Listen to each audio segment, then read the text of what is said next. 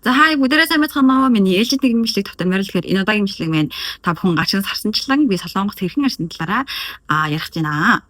За би бичлэгийн хүрээнд болохоор нэг юм дөрвөн сэдвийн хүрээнд ярих чинь эхнийх нь болохоор Солонгост хэрхэн ирсэн талаараа ярина. За дараа нь болохоор ирэхэд одоо миний энэ замналаар хэрэг ирэх юм бол ямар одоо шаардлагууд байдаг вэ? Одоо ямар requirement-уудыг хангаж ирдэг вэ гэдэг талаар ярих чинь. За дараад нь болохоор ирээд одоо амьдралаа хэрхэн эхлүүлэх вэ? Энд одоо оюутан болоод ирж байгаа хүн чинь бас мэдээж амьдрын төхнөндөө. Тийм учраас одоо тэрийг хэрхэн эхлүүлвэл зүгээр вэ? За хамгийн зүйлд нь болохоор ирээд шууд ажил яаж одоо олох вэ? Хэрхэн одоо ажил гарах вэ? Ажил хийх юм одоо ямар вэ? Энэ талаар одоо ярих гэж байна. Тэгэхээр та нар бичлэгээ үзэхэд бэлэн үү? Би бичлэгээ эхлэхэд бэлэн байна. Тэгэхээр шууд бичлэгэнд орцгоё. За мэдээж ихнийх нь болохоор түрүү хэлсэнчлэн Солонгост одоо би яаж ирсэн талаар ярив. Би болохоор Солонгост 2-1-2 гэсэн хөтөлбөрөөр ирсэн. Ямар сургууль байсан бэ гэхээр ШТС болон Солонгосын их сургууль одоо энэ хоёр сургуулийн хоорондын хамтарсан ийм 2-1-2 хөтөлбөр байхгүй юу. Тэгээд ч 10 жилээ төгсөөд Монголд их сургуулаа аваад одоо Яшийнхаа оноогоор яг л нэг Монголд их сургууль авдаг шиг их сургуулийн анги хуваарийг аваад тэгээд 2 жил сураад 2 жилийнхаа хугацаанд тодорхой кредит дүн тодорхой ингээд яг л Монгол сурдаг шиг сураад тэгээд шууд 3 дахь курсээсээ Солонгост ирээд 3 дахь курсын оюутан гэсэн статустай болоод үргэлжлүүлээд сурнаа гэсэн үг. Тэгээд давуу тал нь юу гэхээр чи 2 сургуулийн дипломтой төгснө. Монгол дахь ШТС-ийн диплом, Солонгос дахь сургуулийн диплом гэсэн 2 сургуулийн дипломтой төгснө. За дээрэс нь миний хувьд одоо давуу тал гэж мэдэрсэн зүйл нь чи Монголд ч оюутан байж үзэн, Солонгост ч оюутан байж үзэн. Ингээ хоёр талын их сургуулийн амьдрал ямар байдаг вэ? Хоёр улсад оюутан байх ямар байдаг вэ гэдэг энэ мэдрэмжийг чи мэдрээд үзчихнэ. За 3 дахь гэх юм бол чи шууд 12 дугаар ингээд төгсөөд гадагшаа явж байгаа оюутнуудад бол нэлийн жоохон хүн тийм шиг надад санагддаг байхгүй юу? Шууд 10 жилийнхаа ширээнээс босоогүй юу шууд одоо ингээд гадагшаа сураад ээж аваасаа хоол их нутгаасаа хоол ингээд явна гэхээр жоохон хэцүү юм шиг санагддаг. Тийм учраас чи Монголд оюутан байгаад үзчих юм болол ядаж нэг те за оюутан байх чинь юм байт юм хичээл намаар ингэж ирэхээр зүгээр юм гэдэг зүйлийг мэдээд авчих юм бол Солонгот шууд гадаадд шууд ирээд сурахад арай нэг те сэтгэл санааны хувьд ч гэсэндээ арай нэг одоо үеиг гэх юм уу те тийм юм шиг санагцгаа. За дөрөвдүгээр гэх юм бол чи ангиараа ирдэг учраас одоо энэ 2-1-2 гэсэн хөтөлбөрийг сонгоод орсон оюутнууд ер нь бол одоо тэ тодорхой шаардлагыг хангасан оюутнууд бөөндөө ангиараа тухайн одоо 3 дахь жилээс эхлээд дараагийн сургууль руугаа шилжин суралцдаг учраас чи ганцаардна гэсэн зүйл байхгүй. Ангийнхан чинь бөөндөө байна, найзууд чинь бөөндөө байна. Тийм учраас биедээ төвшгтэй айгу тийм гоё нэг ангийнхан шиг байж чаддаг. Тэгээд ийм даваа талуудыг ер нь бол зөндөө даваа талууд байгаа. Яг одоогоор бол миний санаанд орж байгаа даваа талууд нь бол энэ байна. За тэгээд би бол энэ хөтөлбөрөөр ирсэн одоо 3 дахь курсын оюутан байгаа. Ирээд 1 жил болох гэж байна гэсэн үг. За ирээд шууд яадаг вэ гэдэг талаар ярив. Одоо чи ингээд 2 дахь Монголд 2 жил сурчаад 3 дахь жилээс эхлээд Солонгос руу явлаа. За тэгэнгүүт ирээд чи шууд хэлний бэлтгэл хагас жилийн хугацаанд сурах шаардлагатай буюу 1 семестр чи хэлний бэлтгэл сурах шаардлагатай.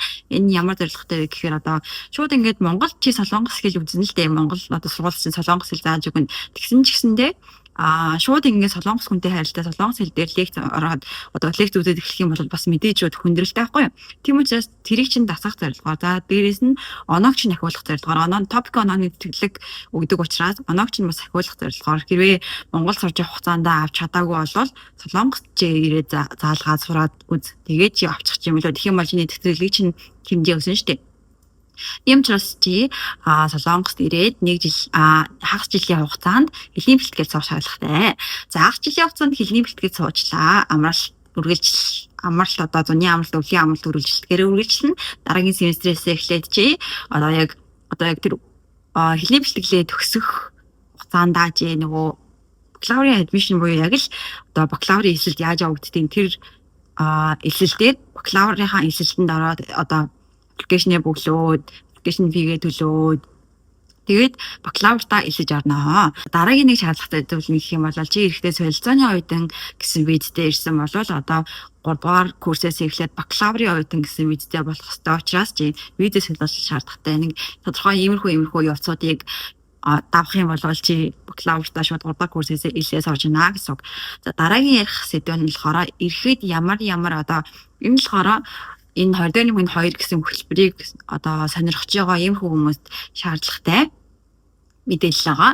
За ихэд ямар requirement-ууд одоо хангасан байх шаардлагатай вэ гэдэг талаар ярих гэж байна. За нэгдүгээр гэх юм бол чи Монголд 2 жилийн хугацаанд сурна гэсэн чинь тэр хугацаанд голч чинь 3.0-аас дээшээ байх шаардлагатай. Монгол чинь 4.0 гэсэн дүнгийн системтэй шүү дээ.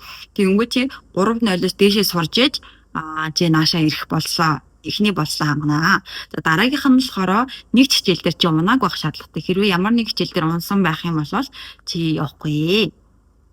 За 3 дахь гэх юм бол 2 жилийн хугацаанд миний яг одоо санаж байгаагаар 103 билүү 108 гэж магадгүй. Би яг тодорхой одоо санахгүй байна. Энэ кредитийг цуглуулсан байх шаардлагатай. Тэгээд энэ кредитийг цуглуулж ийж чи ирнэ гэсэн үг. Тэгэхгүй бол энд ирээд нөгөө кредит чинь дуусах юм бол чи төгсөж чадахгүй болчих шүү дээ. Тийм учраас чи 103 билүү 108 билүү та нараас судлаад үзээрэй. Хөтөлбөр болгон өөр, сургууль болгон бас өөр байгаа. Манай сургуулийн хувьд манай хөтөлбөрийн хувьд юм басмахгүй. Тийм учраас тодорхой кредитийг цуглуулсан байх шаардлагатай. За дараагийн нэг шаардлагатай зүйл нь гэх юм бол манай Солонгос талын сургуулиас Монголд ингээд одоо 2 дугаар курсыг төгслөө шүү дээ. Тэнгүүд Монголд очиод ингээд хүүхдүүдээс ярилцлага авдаг. Тэгээд дээр ярилцлаганд нь чи тэнцэн байх шаардлагатай. Яг л эсэлтийн ярилцлага яаж явагддаг, яг тийм ярилцлага авдаг байгаа. Тэгээд мэдээ Солонгос хэл дээр явагдана. Тэгээд дараагийн хамгийн сүүлийн шаардлага нь гэх юм одоо миний санаж байгаагаар хамгийн сүүлийн шаардлага нь гэх юм бол мэдээж виза. Ямар ч улс руу сурахаар явхад мэдээж виза шаардлагатай шүү дээ. За энэ манай сургууль нь болохоор яадаг вэ гэхээр Солонгост ингээд нөгөө батлан даагч шаардлагатай сургууль, шаардлагагүй сургууль гэж байдаг байхгүй юу? Манай сургууль болохоор батлан даагч шаардлагатай. Тэгээ нөгөө бас Солонгос руу одоо сурахаар явах юм бол банкны баталгаа гэдэг шаардлагатай байдаг. Тэр нь болохоор сургууль болгон одоо улстай хэр одоо хүлээн зөвшөөрөгдсөн сургууль вэ? Хэр их одоо тий ранк нь гайгүй сургууль уу, ранк нь бага сургууль уу гэдгээс шалтгаалаад нөгөө их мөнгө байршуулах уу, бага мөнгө байршуулах уу гэдэг байхгүй. Тэгэнгүүт 20 сая вон байрш 8 сая вон 20 сая вон байршуулдаг сургууль байгаа. Тэрнээс бага 6 сая вон 5 сая вон юм тий. Тиймэрхүү байршуулдаг сургууль байгаа. Манай сургуульд яваад одоо яг 2 хөтөлбөрийн хүрээнд жист мэж магадгүй эсвэл манай сургууль угаасаа тэгдэг байж магадгүй 6 сая вон байршуулж исэн. Тэгээд мэдээж батлан даагч шаардлагатай. Батлан даагч нь бол чиний ээж аав юм уу? Аль эсвэл одоо авга нагц чинь юм уу? Тийм хүмүүс байх шаардлагатай. Үеэл юм уу тийм үү? Хүмүүс бол байх боломжгүй. За тэгээ визанд яаж ордог? Яг сургалтын виза яаж явагддаг? Тэр шатаар яг визаны материалыг бүрдүүлээд ингээд визаага авах юм бол Солонгост ирээд 3 дахь жилээс эхлээд сурах боломжтой болно гэсэн. Эдгээр шаардлагуудыг хангахгүй байлаа, аль нэгийг хангахгүй байлаа, Солонгос явж чадахгүй боллоо гэвэл би ингээд сургуульгүй болчих юм уу гэвэл үгүй. Чи 3 дахь жилээс эхлээд Монголд шууд шүтээст үргэлжлүүлээд 3 дахь курс Монголоор ялах Монгол сурж байгаа оюутнуудтайгаа цуг 3 дахь курс гэл үргэлжлүүлээд сурж яваад 4 дугаар курсээ төгсөөд Монголд нэг одоо шүтээсийн дипломтой төгснөө гэсэн. За 3 дахь гэх юм бол ирээд амьдралаа хэрхэн эхлүүлэх вэ? Энэ бол айгүй чухал зүйл байхгүй юу? Ирээд шууд ингээд ээж аваасаа шууд холдоод ингээд бие даагаад амьдрах гэж эхэлж байгаа шүү дээ. Тэр үед ингээд юмнуудаа яаж нааш цааш нь болохгүй тий одоо ажил ингээд гэр ахын зүйлсүүдээ хаанаас нь яаж худалдаж авах шаардлагатай юм бол гэж айгүй олон асуудал тулгардаг байхгүй юу? Тийм учраас би та нарт энэ дэлгүүрийг ер нь бол хүм болгон зөвлөх байх гэж бодож байна. Мэдээж энэ бол Дайсад бол бүх юм байгаа заяа. Аяг шанаг тогоо могоо те юу хэрэгтэй вэ? Хайрын тавг мав те алтогоо могоонд хэрэгтэй юм юу байна? Бүгдээрээ байгаа гэр ахман хэрэгтэй юмнууд юу байна? Бүгдээрээ л Дайсад байгаа. Гэтэ гол нь хамгийн гол нь бүгдээрээ хямдхан заяа. 1000 вон, 2000 вон, 3000 вон. За ер нь үнэтэй нэг 5000 вон хавцаатай байна уу да. Яг тэрнээс үнэтэй юмнуудаас байгаа л да. Нөгөө чанар манаас одоо яг юу гэдгээс шалтгаалаад өөр. Гэтэ ер нь бол хайрын тавг мавг чинь тэгэл 5000 вон тэргээл бэжэд учраас анх ингээд амьдралаа их одоо ингээд эхлэв штэ бие дагаад амьдралаа эхэлж байгаа хүмүүс бол янз бүрийн март ч юм уу тий том их дэлгүүр мэлгүүр одоо тий тиймэрхүү дэлгүүрүүдээс орох юм бол амар үнэтэй дээр чинь. Тийм учраас хамгийн дөрөв нь мэдээж дайс олох нь хамгийн зөв сонголт.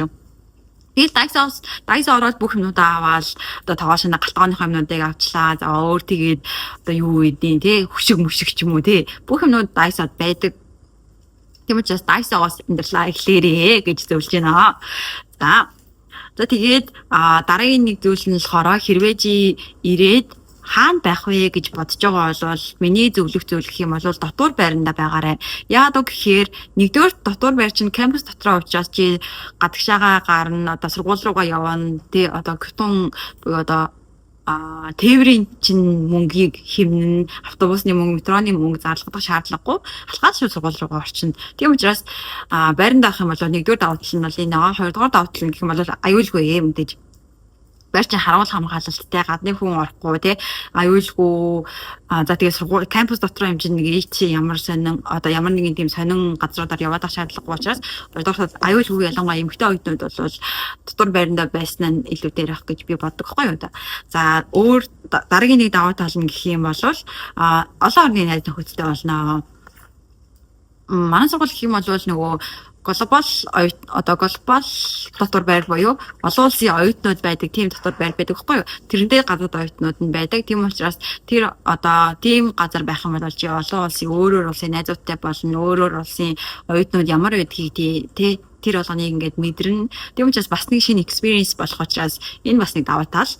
За дараа нь гэх юм бол мэдээж түрүүн хэлсэнчлэн эдийн засгийн хувьд хэмнэлттэй. Яг хуу гадуур ингээд нийлээд 2-3-аар нийлээд байр төрөслийн хүмүүс байдаг л да. Гэхдээ хэрвээ чи ганцаараа ирж байгаа бол ганцаараа шууд байр төрөслээд эхлэнэ гэдэг чинь мэдээж эдийн засгийн хувьд жоохон одоо эдийн засгийн хувьд жоохон хүндрэлтэй байхгүй юу?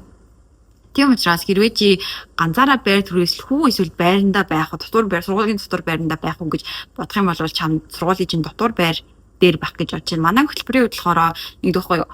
Эхний одоо хэлийн бэлтгэлийн үнэгүй байдаг байхгүй юу. Одоо 2 дугаар курсээ төгсөөд 3 дахь жилдээ ингээд Солонгост ирлээ шүү дээ. Тэнгүүд эхний нэг семестр заавал хэлний бэлтгэл суулгах шаардлагатай гэсэн шүү дээ. Тэгэнгүүт тэр хэлний бэлтгэл чинь сургуулаас үн төлбөрөө ингээд манай сургуулийн хэлний бэлтгэл 100 ингээд үн төлбөрөө хэлээ сайжруулаа гэд өгж байгаа хэлний бэлтгэлийн хөтөлбөр байхгүй юу. За тийм учраас хэлний бэлтгэл нь үнэгүй ч гэсэндээ дотор байрны төлбөртэй тэгэхээр дотор байрныхаа нэг 800 гаруй мянган вон тэр төлбөрөө төлөөд нэг семестр үнэгүй байна. За дараад нь болохоор яг үндсэн анги руугаа одоо 3 дугаар курсээс эхлээд үндсэн анги руугаа орлоо штэ. Тэгэх юм бол дотор байр чинь эхний жилдээ эхний семестртээ үнэгүй. За дараагийн семестртээ чиний дүн чинь хэр хаа шалтгаалаад дотор байр чинь үгүй ах уу үнэтэй ах гэдэг шаардлага одоо шийдэгдэнэ. Ер нь хэрвээ сайн сурчилж чадах юм бол дотор байр чинь үнэгүй учраас дотор байрандаа л байсан дээр гэж би бодож байна. Эдийн засгийн хувьд хамаагүй хэмнэлттэй. Тэгээ яг нөгөө амралтынхаа хугацаанд мэдээж дотор байрнаас гарах шаардлагатай шүү дээ. Тэр үеүүдтэй гадуур гараад байр төрөслээд байр төрөслөл амьдрах ямар байд юм гэдгийг бас мэдчихэж болно шүү дээ. За дараагийн нэг зүйл нь гэх юм бол ирээд мөнгөө маш сайн гамнах хэрэгтэй. Би ингээд энийг өөрөө амар сайн мэдэрсэн байхгүй юу? Анхудаа Солонгост ирж үзэл за тэрийг ч үзье, энийг ч үзье. Тэнд гоё газар байдаг, энэ гоё газар байдаг гэж ич яваал. Тэгэл баахан шопинг хийж мэйгээл баахан оливон гэж баахан ингээл юмнуудыг одоо ингээд Монголд байдгүй, Монголд үзээгүй юмнуудаа ингээд мэдмээр санагдаад гэх юм үү сонирхоод ингээл үрээл мөнгөө үрээл яваадсэн чинь нэг л мэдэн чинь миний мөнгө айгу бага болсон тийм. Монголоос нөгөө ээж аваасаа авчирсан мөнгө нь бага болсон. Тэгэл тэр үед чинь за одоо ингээд цаашаа яаж амжих вэ? Хоолндоо яаж олох вэ гэл айгүй олон юмнууд толгойд бодогдоод ёо би тэр үед яах гэж тэрийг аваа. Одоо тэгээд яах гэж тийж авч байгаа гэдэг ч юм уу тийм одоо харамсах үед байдаг учраас ингээ гоё тооцоотой. За одоо энийг төлнө, энийг ингэн. За тэгээд даатгал матгалаа төлнө, нуцны төлбөрөө төлнө. Тийм учраас ингээд хэдэн сардаа ядаж 3 сардаа тий даатгалаа төлөөд усны төлбөрийг төлөөд өөрийнхөө хоолыг болгочих хэмжээний мөнгөө тооцоолоод тэгээд хэрвээ илүү гарах юм бол тэрүүгээрээ тий гадуур гарна уу, шопинг хийн үү тэгээд чи өөрийн чинь дуур штэ. Тийм учраас ямар ч тач эхний ээлжиндээ тооцоогоо гаргаад за энэ мөнгөөр ингэн нэгүгээр татахтаа төлнө, энийг уртсныхаа төлбөрийг төлнө, энүүгээр одоо ингээд хиний 3 сарын хугацаанд ямар ч тач нэг ингээд хоолондоо ингээд болгоод амьдчиж болох юм байна. За тэгвэл энэ мөнгө нь илүү гарч ийн, энэ мөнгөөр тэгвэл гадар дотор гарч орё, гоё шинэ юм үзье гэдэг ч юм уу те. Ингээд тооцоотой байх хэрэгтэй юм байлээ шүү. За дараагийн нэг зүйл нь дөрөвдөх одоо сэдв гэх юм бол энэ дээрээ ажил хэрхэн олох вэ? Одоо нөгөө нэг мөнгөө дууссан хүмүүс чинь за ажил яаж олох вэ? Мөнгө яаж олох вэ? Ээж аваас авч болохгүй те. Ээж аваа өгсөн мөнгийг өрөө дуусчлаа шүү дээ. Тэнгүүд одоо ажил яаж олох вэ гэдэг асуудалтай тулгарч байгаа байхгүй юу? Би ч гэсэн тулгарсан. За тэгвэл ажил олоход бол хамгийн эхний арга нь миний одоо хэлэх арга гэх юм бол мэдээж хэрвээ энэ ирээд Солонгост ирээд удчихсан за удаагүй маа гэхэд ядаж чамаас төрүүлээд ирчихсэн ах эгч нар чинь хамаатан саданжин байх юм бол мэдээж тэр хүмүүстэйгээ холбогдоод хаа их чи ажил байна уу ингээд би ажил гаж үзсэн юм аа гэд уучраа хэлээд ажил олж болно. Гэхдээ тэр хүмүүс чинь бас өөрсдөө завгүй, өөрсдөө ажилтай төрөлтэй, айгу завгүй хувааруудтай тийм хүмүүс байдаг учраас чи заавал та надад ажил олж өгөө гэж шалгаад аж болохгүй. Энэ ах надаас ажил олж өгсөнгөө өстө муухай цаан дааштай болчих гэдэг ч юм уу тий. Тэгж бодоод байж болохгүй. Ягдгүй тэр хүмүүс чинь өөртөө ажиллаа болох гээд өглөөнөөс орой болтлоо айгу хүнд ажил хийгээд айгу одоо харийн нутагт ихэнх садангийн ах эгч аав ээжээсээ хол тийм хүмүүс байгаа учраас заавал тэгэл бас нэг хүн хичээл ингэ шалгаагаад авчих хэвчээ шүү дээ. Яг туслаад цаг зав гаргаад туслаад өгөх хүн байгаа ч гэсэндээ үнэхээр тусламар сэтгэл байгаа ч гэсэндээ үнэхээр боломжгүй хүмүүс ч гэсэн бас байгаа байхгүй юу. Тийм учраас бас заавал тэгж тий шалгаагаад авах шаардлагагүй. Яг хэрвээ ажил олоод өгөө хамт агуулад ажил гарья гэх юм бол энэ бол хамгийн зөв арга. Ягаад гэвэл чи тэр таньдаг хүмүүсээ дагаад ажил гарчих юм бол дараа нь чи ганцаараа бие дагаад ажил гарахад илүү амар одоо ажлаа илүү сайн сурнаа гэсэн үг байхгүй юу. За хоёрдугаарт нь гэх юм бол өөр ажил олж болох ямар арга байдаг вэ гэхээр Каток дээр ийм группүүд байдаг монголчуудын солонгос монголчуудын группчаад за тэгээд тийм одоо Сөүл хотын монголчуудын группчаад Бусан хотын монголчуудын группчаад гэдэг ч юм уу тийм. Тиймэрхүү групп чат байдаг эсвэл тэгээ нүүлгэлтийн ажлын групп чат, чонсууны ажлын групп чат юм уу тиймэрхүү ажлууд байдаг байхгүй юу? Тэрнээр ингээд ажлууд ингээд ордог байхгүй юу?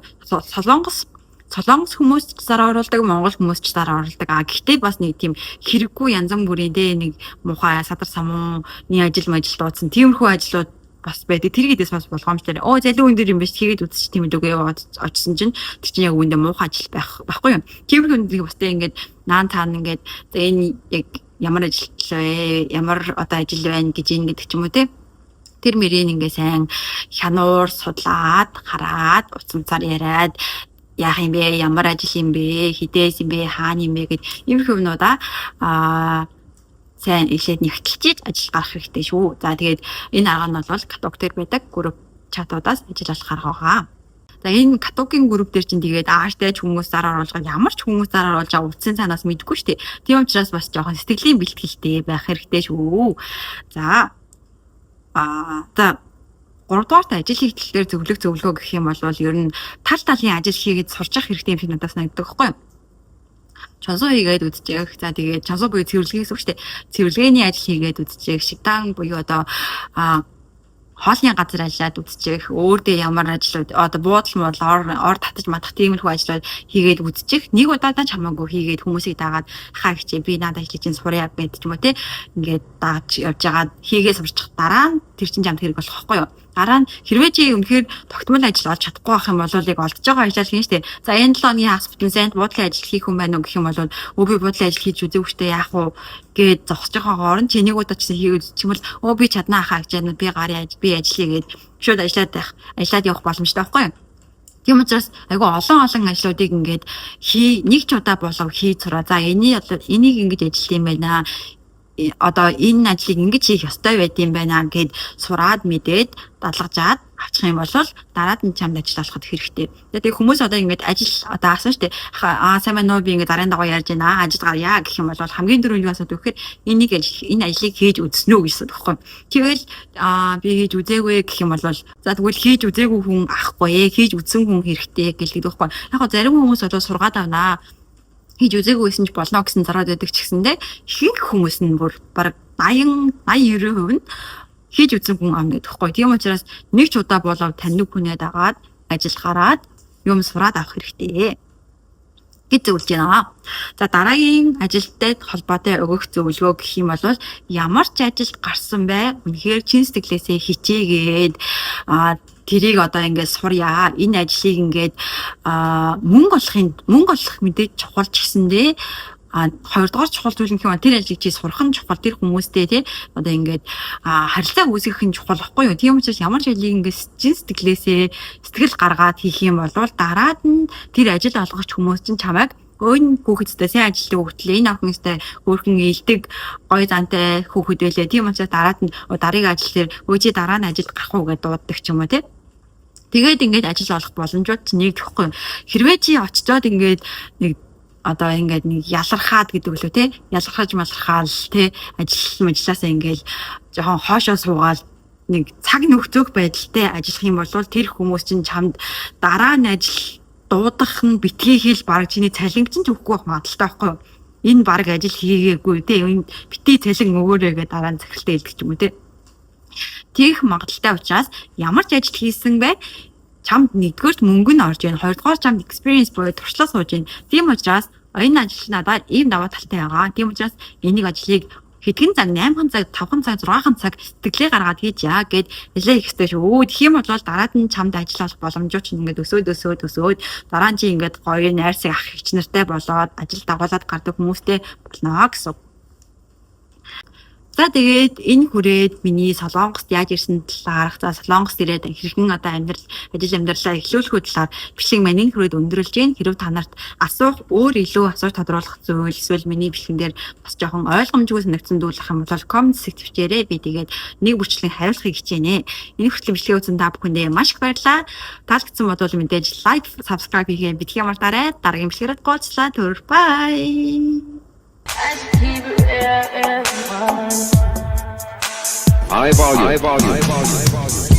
Am I really that much?